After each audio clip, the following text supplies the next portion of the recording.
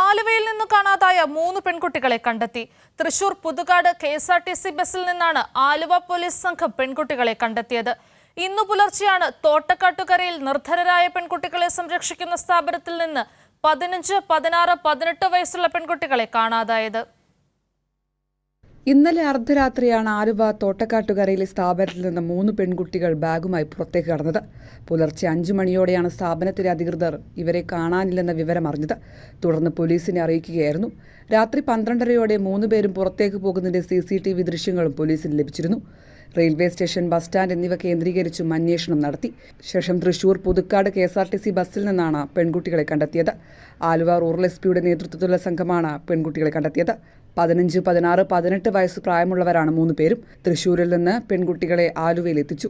Child welfare സെന്ററിൽ നിന്നടക്കമുള്ള 30ഓളം കുട്ടികൾ താമസിച്ച് പഠിക്കുന്ന സ്ഥാപനത്തിൽ നിന്നാണ് പെൺകുട്ടികളെ കാണാതായത്. കൈരളി ന്യൂസ്, കൊച്ചി.